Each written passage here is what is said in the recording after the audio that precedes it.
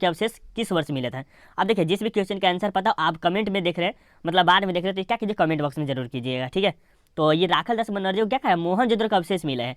और हम क्या करेंगे फुल डिटेल के साथ, जो पूरे यूट्यूब पे बहुत कम टीचर करते हैं, बहुत देखते हैं, हम देखते हैं कि जैसे हो गया टिक करवाया बस आगे चल गया, ऐसा हमें नहीं करना है, क्योंकि हम जो करने वाले 1 से लेकर 5 तक फुल डिटेल के साथ पढ़ेंगे। हो सके तो 6 के बाद थोड़ा सा डिटेल कम कर देंगे, लेकिन इतना तो डिटेल में चलता है, ठीक है। तो राखल दास बनर्जी को मोहनजोदड़ो का अवशेष किस वर्ष से मिला? तो 1920, 1921, 1922, 1923। देखिए, तो इसका राइट आंसर क्या हो, तो ये 1922 में मिले थे, ठीक, राइट। और वही पूछा जाता है कि हड़प्पा का यहाँ पर मोहनजोदड़ो है, यहाँ पर हड़प्पा रहता तो 1921 में। हड़प्पा के कौन किया तो दयाराम साहनी, कौन के दयाराम साहनी। अब ये भी याद रखिए जरूर कि दयाराम साहनी ने 1921 ईस्वी में कहाँ उत्खनन करवाया, तो हड़प्पा में करवाया था, राइट। चलो बहुत बढ़िया। अब देखिए ये आ गया 2 नंबर क्वेश्चन कि हड़प्पा किस नदी के किनारे है? हड़प्पा किस नदी के किनारे है? तो सिंधु नदी, व्यास नदी, सतलज नदी या रावी नदी। तो इसमें देखिए ज़्यादा खासकर कंफ्यूज बच्चा इसी में होता है कि हड़प्पा है तो क्या लगा दे, तो हड़प्पा सभ्यता की सिंधु घाटी सभ्यता के बारे में बोला है, तो सिंधु घाटी सभ्यता समझ के क्या करते, गलत लगा लेते। तो इसका राइट आंसर ये नहीं होता, हमारा राइट आंसर डी होगा, क्योंकि जो ये हड़प्पा है ना कहाँ है, तो रावी नदी। और ये जो हड़प्पा के उत्खनन करवाया था तो 1921 ईस्वी में हुआ था, और किसने करवाया था, तो दयाराम साहनी करवाया था, राइट।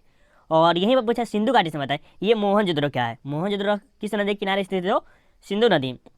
और इसके उत्खननकर्ता कौन है? तो आर.डी. बनर्जी, राइट। और ये कब हुआ था? 1922 में है। चलिए बहुत बढ़िया, आपको समझ में आ रहा है ना? बस समझ में आ रहा है बहुत है। देखिए मेरा जो पढ़ाने का तरीका है ना, देखिए फुल डिटेल पढ़ाएंगे तो कुछ मजा आएगा, ठीक है, और नहीं फुल डिटेल में पढ़ाएंगे तो कुछ समझ में नहीं आएगा, इसलिए हम सोचेंगे फुल डिटेल में पढ़ाएंगे। चलिए अब 3 नंबर में कि सिंधु घाटी के निवासियों को किस धातु का ज्ञान नहीं था। अब बोला जा रहा है कि सिंधु घाटी के जो निवासी थे उसे किस धातु का ज्ञान नहीं था। जिस प्रकार हम सब है कि किसी चीज़ का ज्ञान नहीं होगा, मान लीजिए कोई किसी न किसी चीज़ का तो ज्ञान हम उसको नहीं होगा, उसी प्रकार सिंधु घाटी मतलब सिंधु घाटी के निवासी को ज्ञान नहीं था। किस चीज़ का? सोना का, चांदी का, तांबा का या लोहा का? तो ये किसका था? लोहा का ज्ञान नहीं था। किसको? सिंधु घाटी के निवासी को।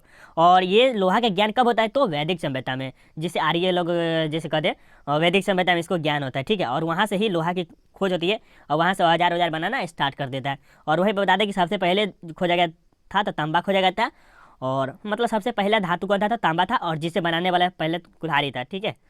आपसे पूछा जाएगा सबसे पहले कौन सा धातु खोजा गया था? तो तांबा, और उसे बनाने जाने वाला कौन सा था? कुल्हाड़ी था, राइट। चलिए बहुत बढ़िया। देखिए एक आपको कुछ 50 करवाएंगे, 50 का कितना होगा? 75 क्वेश्चन होगा। इतना डिटेल में कराएंगे तो 75 होबे करेगा। चलिए 4 नंबर की सिंधु घाटी सभ्यता में विशाल स्नानागार के अवशेष कहाँ से प्राप्त है? सिंधु घाटी में विशाल स्नानागार मतलब यहाँ पर जो है ना नहाने वहाने वाला व्यवस्था बहुत ही बड़ा था।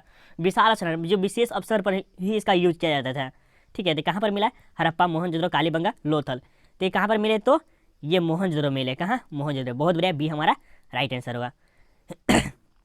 चलिए अब इसको देखिए 5 नंबर क्वेश्चन कि अशोक किस वंश का शासक था? अशोक किस वंश का शासक था? तो ये नंद वंश, मौर्य वंश, गुप्त वंश या कुषाण वंश? तो इसका राइट आंसर क्या हो? तो ये मौर्य वंश के थे। कौन? तो अशोक। बहुत बढ़िया। और देखिए अशोक के बारे में कहा जाए तो अशोक बहुत ही अच्छा आदमी था। अशोक तो इसका मौर्य वंश का था, और इसका जो काल था 304 ईसा पूर्व से लेकर 232 ईसा पूर्व, सॉरी 232। देखिए इसका जो काल था कितना? 304 से 232। अब सर बोलिएगा बच्चों, क्या बोले सर ये तो 304 ज़्यादा है और ये 332 कम है। तो इसका जो ईस्वी में होता है ना ऐसे ही होता है, ठीक है। अगर आप कहिएगा तो ईस्वी के बारे में खुद फुल डिटेल में समझा देंगे, ठीक है। और ये जो अशोक है, अशोक सबसे शक्तिशाली सम्राट था। क्या था? अशोक सबसे शक्तिशाली सम्राट, मतलब इतना शक्तिशाली था कि मत पूछिए हो, ठीक है। और ये मौर्य वंश के शासक था। कौन? तो अशोक था, राइट। चलिए आगे चलते हैं। अब देखिए 6 नंबर के भारत का नेपोलियन किसे कहा जाता है? भारत का नेपोलियन किसे? तो अशोक को, समुद्रगुप्त को, अकबर को या चंद्रगुप्त मौर्य को। तो ये जो भारत का नेपोलियन तो किसे कहा जाता है? समुद्रगुप्त को। अब ऐसे ही पूछा जा सकता है समुद्रगुप्त के नाम से किसे जाना जाता है? समुद्रगुप्त के नाम से किसे जाना जाता है? तो क्या बताइए? नेपोलियन बताइए, राइट। और किस या पूछेगा भारत का नेपोलियन किसे कहा जाता है? तो समुद्रगुप्त को कहा जाता है, राइट। यहाँ पर तो आपको कंफ्यूज नहीं ना होगा, कभी भी नहीं होना चाहिए, ठीक है। और ये जो समुद्रगुप्त है किसका पुत्र है? तो चंद्रगुप्त प्रथम और कुमारी देवी का पुत्र। किसका? चंद्रगुप्त प्रथम और कुमारी देवी का पुत्र था। कौन? समुद्रगुप्त। और ये समुद्रगुप्त है ना कहीं भी जाता था, कहीं भी मान लीजिए कितना कहीं भी जाए, पूरे भारत को जीत लेता तो जीत ही लिया था, भारत को तो जीता तो जीत ही गए। लेकिन बाद में जो हुआ ना कि मतलब कहीं भी जाता युद्ध करता था तो क्या करता था? वहाँ जीत के ही आता था, कभी भी हारता नहीं था विजय। ये समुद्रगुप्त, इसीलिए से क्या किया? भारत का नेपोलियन कहा जाने लगा, राइट। अब समझ में आ रहा है ना? चलिए बहुत बढ़िया। चलिए 7 नंबर क्वेश्चन है कि 16 महाजनपदों में सबसे शक्तिशाली महाजनपद कौन था। अब देखिए 16 जो महाजनपद थे जिसमें सबसे शक्तिशाली महाजनपद कौन था, मगध था, अवंती था, कौशल था या अवात्स्य था। तो इसमें राइट आंसर जल्दी जल्दी कमेंट करेंगे। हम देखिए ये बहुत स्टूडेंट कहते हैं सर लाइव आते हैं तो आप नाम क्यों नहीं लेते। मेरा इस विद्यार्थी से बहुत गुस्सा आता है। क्यों? क्योंकि अब विद्यार्थी से अरे नाम लेंगे, देखो नाम तुम्हारा लेंगे ना तो इतना डिटेल में कभी जिंदगी में नहीं पढ़ पाओगे। क्या बोले, अगर नाम तुम्हारा लेंगे ना तो इतना डिटेल में जल्दी पढ़ ही नहीं पाओगे। क्योंकि देखिए नाम लेंगे तो नाम के पद चक्कर में रह जाएंगे, तो इसे डिटेल पढ़ाने में टाइम लग जाएगा। तो यही सोचो कि जितना डिटेल में कहीं भी मिले, मेरे से छोड़ो कहीं भी ऐसा स्टडी मिले कि थोड़ा सा डिटेल में पढ़ रहे हैं, वहाँ पर ज़्यादा फोकस दो, हम यही कहेंगे। बाकी हमसे भी नहीं पढ़ोगे तो कोई दिक्कत नहीं, लेकिन जहाँ पर नाम बोला जा रहा है वो तो हम कहते हैं कि बेकार ही है, बकवास टाइम पास हो रहा है आप सबके लिए। आप सबके पास टाइम नहीं है आप सबके अब, ठीक है। और नाम के चक्कर में मत रहिए, अच्छा खासा बोर्ड में नंबर लाइएगा तो अच्छा हो जाएगा। तो कौन था मगध था। उसके बाद बता दे कि अवंती, कौशल, ये मतलब चारों के चारों थे ना। मगध मतलब सबसे शक्तिशाली था और उनमें से सबसे शक्तिशाली मतलब 16 महाजनपदों में से एक सबसे शक्तिशाली था मगध था, और ये चारों के चारों भी शक्तिशाली था, ठीक है। तो इसका राइट आंसर ए होगा। नहीं समझेगा सबका सब होगा, राइट आंसर ए हो, मगध होगा। और मगध क्यों शक्तिशाली है ये आप जरूर बताएंगे। ये गंगा नदी के किनारे शायद है, तो आप बता सकते हैं जरूर, ठीक है। चलिए 8 नंबर देखिए, महावीर ने निर्माण कहाँ प्राप्त किया। महावीर ने मोक्ष की प्राप्ति कहाँ किया या निर्माण कहाँ प्राप्त किया, यही बता सकते हैं। तो पावपुरी में, वैशाली में, चंपारण में, लानादान। अगर आप इसमें से एक भी क्वेश्चन गलत कर रहे हैं तो समझिए बहुत गलत बात है। अगर आप इसमें से एक भी क्वेश्चन गलत कर रहे हैं तो बहुत गलत कर रहे हैं। तो इसका जो राइट आंसर क्या होता, ये हमारा राइट आंसर पावपुरी में। कौन किए थे, तो महावीर स्वामी ने किया था। क्या किए थे, उसको मोक्ष की प्राप्ति हुई थी। किसको, तो पावपुरी में महावीर स्वामी को, राइट। और इसका जो जन्म हुआ था, कब हुआ था, तो ये 527 ईसा पूर्व में जन्म हुआ था। और 72 साल की अवस्था में, मतलब 72 साल हुए ना उसका उम्र, तो ये मर गए थे, मतलब मोक्ष प्राप्त कर लिए थे। मरना नहीं इसको कहते, इस आदमी खुद कहते हैं मोक्ष प्राप्त कर लिए थे, राइट। और देखिए इतना इस डिटेल में पढ़ाना अच्छा लग रहा है कि नहीं लग रहा है, आप सब कमेंट करेंगे अच्छा लग रहा है कि नहीं। अगर इतना अच्छा डिटेल में पढ़ा रहे हैं तो अच्छा लग रहा है तो सिर्फ लाइक कर दीजिएगा, ठीक है। क्या बताए 527 में जन्म हुआ था, राइट। और 72 साल की अवस्था में मृत्यु होगा। आपसे कोई पूछा जाएगा कि महावीर स्वामी का मृत्यु कितने साल की अवस्था में हुआ, तो 72 साल के, बता दीजिएगा। तो एक क्वेश्चन यहाँ से बन गया। महावीर स्वामी का जन्म कब हुआ था, 527 में, 2 क्वेश्चन हो गया। और एक 3 क्वेश्चन हुआ कि नहीं हुआ, इससे बताइए आप।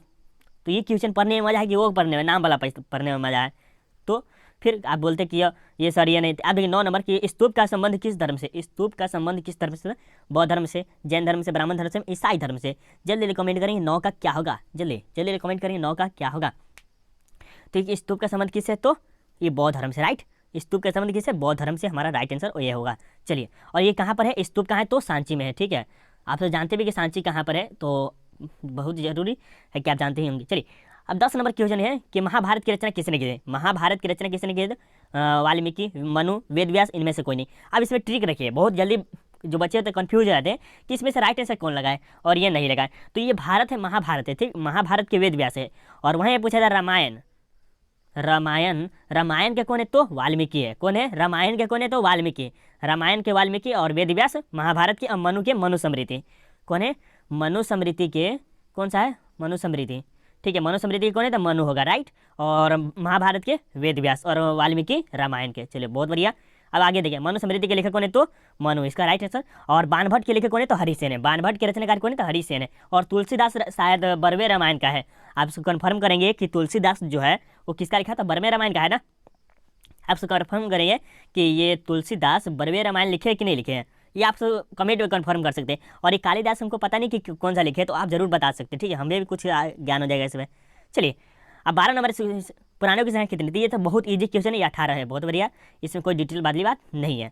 चलिए अब 13 नंबर क्वेश्चन, कुतुब मीनार का निर्माण किसने शुरू किया। कुतुब मीनार का निर्माण किसने शुरू किया था, तो इल्तुतमिश, जलाउद्दीन खिलजी, कुतुबुद्दीन ऐबक, रजिया। इसमें राइट आंसर जल्दी जल्दी कमेंट करेंगे क्या होगा, 13 का आपसे जल्दी जल्दी कमेंट। तो इसका राइट आंसर क्या हो, तो कुतुबुद्दीन ऐबक हमारा राइट आंसर, सी हमारा राइट आंसर होगा। चलो बहुत बढ़िया।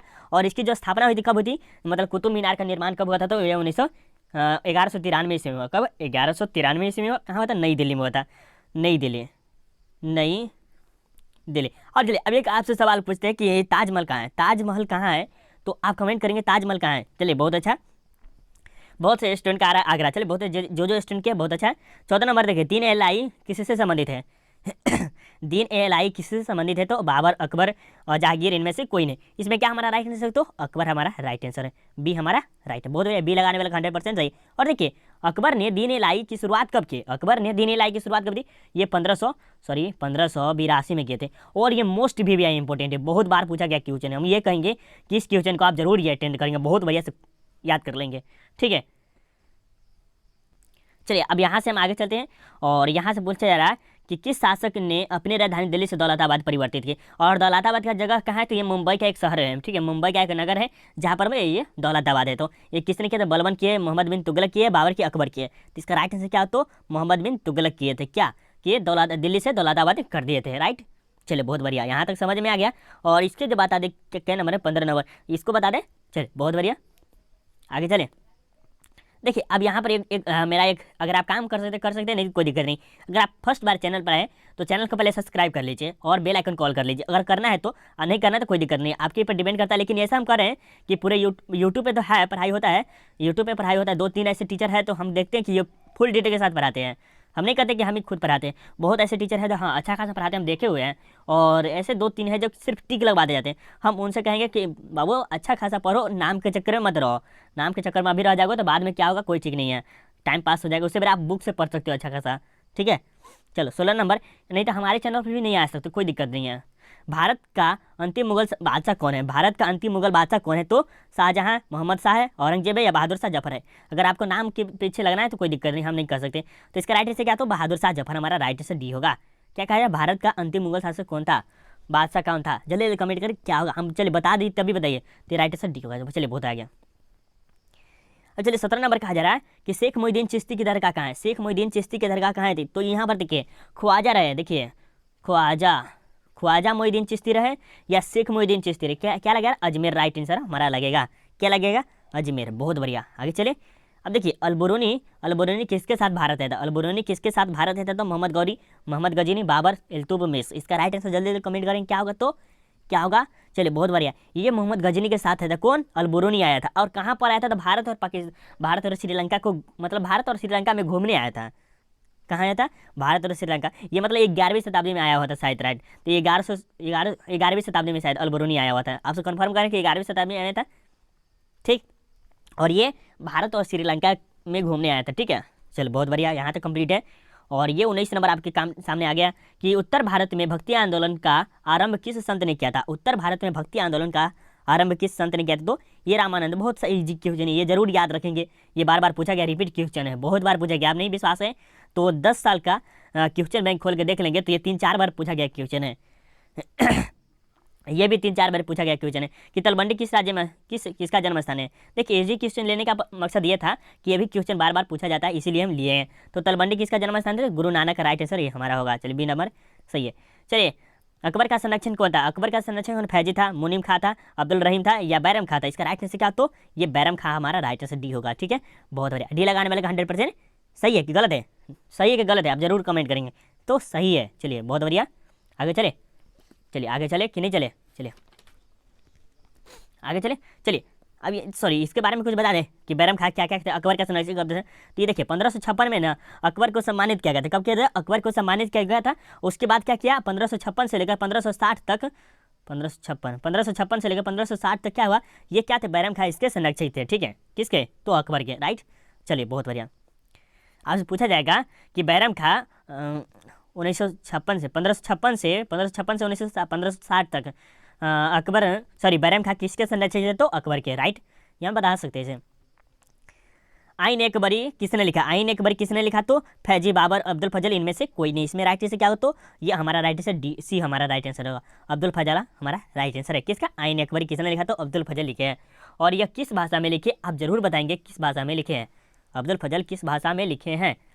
चलिए जल्दी बताएंगे कि ये फारसी भाषा में लिखा। और ये जब बहुत कंफ्यूज हो जाते हैं स्टूडेंट कि ये कौन सा भाषा में है। देखिए आपको बता है ना, अगर ऐसे रहेगा कि जैसे मान लीजिए एक क्वेश्चन हम देते हैं, जैसे हाँ एबन बतूता रहेगा, एबन बतूता ने कौन से भाषा में लिखा? तो अरबी में लिखा। और ये आइन एकबरी है तो ये क्या लिखा? अब्दुल फजल। और कौन से भाषा? फारसी भाषा में। कौन से शताब्दी में? कौन से शताब्दी में? तो 16वीं शताब्दी में लिखा गया था। कौन से? 16वीं शताब्दी में।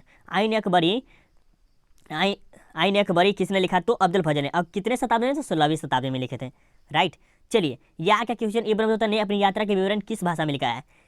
तो ये इब्न बतूता है, तो आपको पहले बताएं कि अलबरूनी देखिए ये था क्या था, आइन अकबरी, अकबर ने तो होगा तो फारसी भाषा में, और ये इब्न बतूता है तो कौन सा, अरबी होगा। फारसी को इसको हटा देना है और अरबी को रख लेना है, राइट आंसर ये होगा। चलिए समझ गए। चलिए बहुत बढ़िया। ये देखिए आपके सामने 24 नंबर गौपुरम का संबंध है। गौपुरम का संबंध है किससे? मंदिर से, व्यापार से, नगर से, या गाय से। इसका राइट आंसर क्या हो, तो ये हमारे मंदिर से क्या है, संबंध है, ठीक है। और देखिए ये जो मंदिर बना था किसके लिए बना था, तो हिंदुओं के लिए बना था। किसके लिए? हिंदुओं के लिए। हिंदू के लिए खासकर यहाँ पर हिंदू युवा ही माने जाते हैं। जैसे मान लीजिए कि हिंदू ही रह सकते हैं, और मस्जिद रहता तो इसमें मुसलमान हो सकते थे, राइट, और इसमें तो हिंदू रहेंगे, राइट। चलिए आगे चलते हैं। और देखिए 25 नंबर की निम्न में से महिला संत थी, निम्न में से महिला संत थी, इसका 25 क्वेश्चन आप आंसर दीजिएगा। एक क्वेश्चन हम आपके लिए छोड़ते हैं, और राइट 25 का आप जरूर कमेंट करेंगे। चलिए अब 26 नंबर देखिए, हम्पी नगर किस साम्राज्य से संबंधित है? हम्पी नगर किस साम्राज्य से संबंधित है? तो विजयनगर से हमारा राइट आंसर, या बहमीनी साम्राज्य से, या गुप्त साम्राज्य से, या मौर्य साम्राज्य से। इसका राइट आंसर क्या, तो विजयनगर साम्राज्य से हमारा राइट आंसर, ये हमारा राइट आंसर है। और देखिए ये जो हम्पी नगर किस साम्राज्य से संबंधित, तो विजयनगर हमारा राइट आंसर है, ये होगा, ठीक है। और इसमें कोई कंफ्यूज नहीं होने वाली है। और ये कहाँ पर है, तो विजयनगर तुंगभद्रा नदी कहाँ पर है, विजयनगर कहाँ स्थित है, तो तुंगभद्रा नदी कहाँ पर, तुंगभद्रा नदी के स्थित, तुंगभद्रा नदी पर, ठीक है। ये आप जरूर याद रखेंगे, राइट। चलिए इसके बारे में आगे और पढ़ाएंगे। देखिए अब क्या है, रूस में भारत विद्या का जनक किसे कहा जाता? रूस में भारत विद्या का जनक किसे? ये किसी को भी गलत नहीं होना चाहिए, ये बार बार पूछा गया क्वेश्चन है, और हम सभी स्टूडेंट को ये क्वेश्चन जरूर याद कर लेंगे बढ़िया से, ठीक है। इसका राइट आंसर जीएस लेवीदेव होगा, ठीक है, बी हमारा राइट। चलिए बहुत बढ़िया। अब देखिए 28 नंबर, विजयनगर साम्राज्य की स्थापना किसने की थी? विजयनगर साम्राज्य की स्थापना किसने की थी? अब देखिए विजयनगर साम्राज्य की जो स्थापना हुआ था 1336 ईस्वी में हुआ था। 1336 से लेकर 1600 ईस्वी 1646 के बीच में हुआ था। कितना? 1646 में। 1336 रहेगा 1646। अब ये भी पूछा जाएगा कि विजयनगर साम्राज्य की स्थापना कब हुई थी, तो 1336। ये क्वेश्चन शायद 1336, ये क्वेश्चन शायद अभी 2021 से पूछा गया क्वेश्चन है कि विजयनगर साम्राज्य की स्थापना कब हुई थी, तो 1336 ईस्वी में, ठीक है। और इसके संस्थापक कौन है, तो देवराय प्रथम, हरिहर एवं बुक्का, कृष्णदेव राय, सदाशिव राय। इसका राइट आंसर क्या हो, तो हरिहर बुक्का किए थे। किसने? हरिहर बुक्का ने। ये कौन थे? ये दोनों भाई थे, और ये 4 भाई थे। भैरव नाम था एक, और क्या नाम था ये याद नहीं है, लेकिन 3 भाई का नाम है हरिहर, बुक्का और भैरव, 3 का नाम है, लेकिन 2 भाई क्या किए, विजयनगर साम्राज्य की स्थापना किए थे, राइट। ये तो समझ गए ना, बढ़िया से समझ गए। चलिए बहुत बढ़िया। अब देखा जाए भारत आने वाला प्रथम यूरोपियन कौन था? भारत आने वाला प्रथम यूरोपियन कौन था? पुर्तगाली था, ब्रिटिश था, डच था, या फ्रांसीसी था? आप कमेंट करें क्या होगा, राइट आंसर जल्दी कमेंट करेंगे क्या होगा। तो क्या भारत आने वाला प्रथम यूरोपीय कौन था, तो ये पुर्तगाली थे, राइट। और ये पुर्तगाली कब आए थे, तो ये 17 मई को, 17 मई 1498 का। आपको पूछा जाएगा पुर्तगाली भारत कब आया था, 17 मई 1498 को आया था। कब आया था? 17 मई 1498 को आया था, राइट। और ये किस माध्यम आया था? समुद्र के माध्यम से। समुद्र आप जानते हैं, समुद्र के माध्यम से कहाँ था? भारत आया था। भारत में आया, थोड़ा देर आया, बस फिर चला गया, ठीक है। तो राइट आंसर ये होगा, और ये वास्को डिगामा ही था, ठीक। अब देखिए पूछेगा कि भारत आने वाला प्रथम यूरोपीय कौन था, तो पुर्तगाली था। ये पुर्तगाली कौन थे, तो वास्को डिगामा था। वास्को डिगामा कब आया था, तो 17 मई 1498 को। चलिए ये देखिए 30 नंबर, कर्नवालिस कोड बना। कर्नवालिस कोड 1773 में बना, 1793 में बना था, 1793 में कर्नवालिस कोड बना, तो 1793, डी हमारा राइट आंसर होगा। चलिए ये देखिए आपके सामने 31 नंबर क्वेश्चन की गेटवे ऑफ इंडिया का निर्माण कब हुआ था? गेटवे ऑफ इंडिया का निर्माण कब हुआ था, तो 1914, 1933, 1912, सॉरी 1912 हो गया, सॉरी 1933 बोला गया, 1914, 1913, 1912, 1910। इसमें राइट आंसर क्या हो, तो देखिए मेरे ख्याल से अगर इंटरनेट के माध्यम से नहीं देखा जाए, इंटरनेट पर भी 1913 देखा जाए, लेकिन हम कुछ पढ़े हुए थे 1911। आप जरूर करें, कन्फर्म करेंगे, ठीक है, कि ये सही होगा कि ये 1913 सही होगा, ठीक है। ये 1913 सही होगा, ये 1911, आपसे जरूर कन्फर्म है। चलिए ये आप जरूर कमेंट कर दीजिएगा। चलिए 32 नंबर क्वेश्चन कि पुर्तगालियों ने गोवा पर कब अधिकार किया? पुर्तगालियों ने गोवा पर क्या किया? अधिकार कर लिया। कब का अधिकार किया, इसके बारे में बताना है, जल्दी कमेंट करेंगे। तो इसको जो है ना, पुर्तगाली लोग क्या किया, 1910 में इसको अधिकार कर लिया। कहाँ? तो पुर्तगाल में। चलिए गोवा पर कर लिए।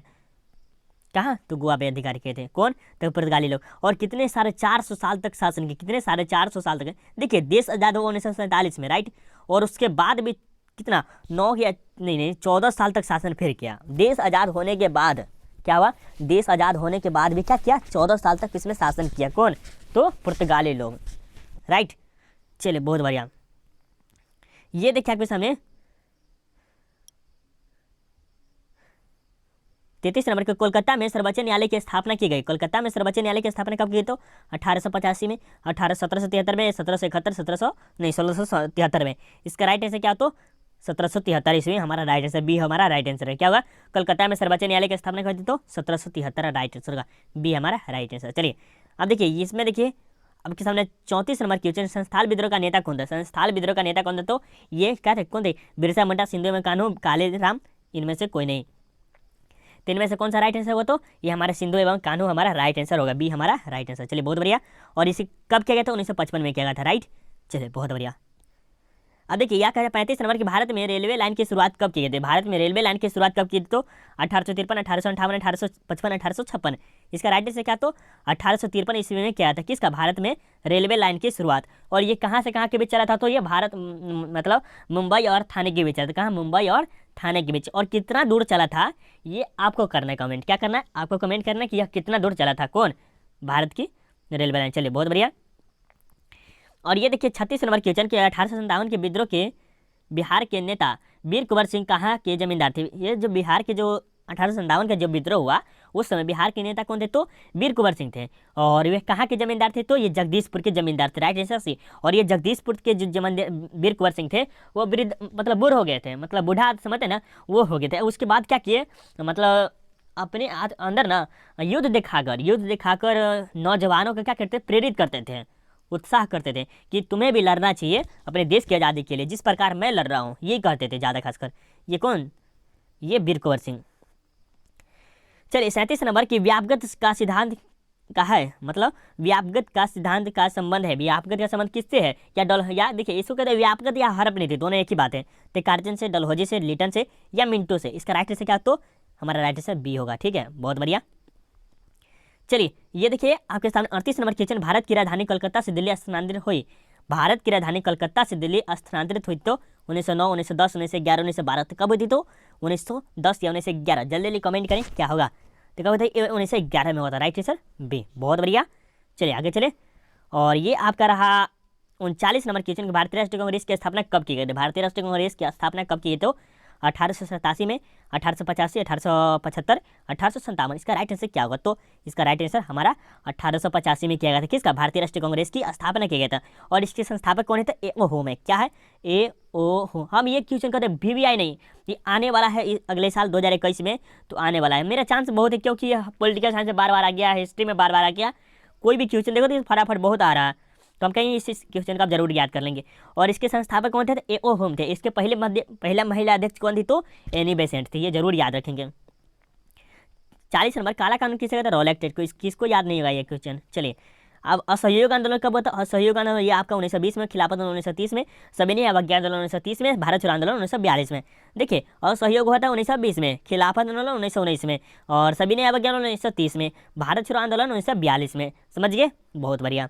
मुस्लिम लीग की स्थापना कब हुई थी? मुस्लिम लीग की स्थापना कब हुई थी? ये 1906 में है। बंगाल विभाजन कब हुआ था? 1905 में। मुस्लिम लीग की स्थापना कहाँ हुआ था? तो बांग्लादेश के नहीं, ढाका के बांग्लादेश में। कहाँ होता है? ढाका के बांग्लादेश में, राइट। चलिए ये देखिए आपके सामने 50 बंगाल विभाजन की थी, ये 1905 में। 43 नंबर क्वेश्चन है, तो 1905 में बताए हैं। भारत विभाजन की घोषणा किस वर्ष? भारत का भी जो विभाजन हुआ, भारत और पाकिस्तान जो विभाजित हो गया उस समय, तो कब हुआ था? तो ये हुआ था 1947 को हुआ था, राइट। 1947 को हुआ। चलिए बहुत बढ़िया। और ये देखिए स्वतंत्र भारत का अंतिम गवर्नर जनरल कौन था? ये हमें क्वेश्चन किसी और स्टूडेंट ने पूछा था कि स्वतंत्र भारत का अंतिम गवर्नर जनरल कौन था। ये आप जरूर कमेंट करेंगे क्या होगा।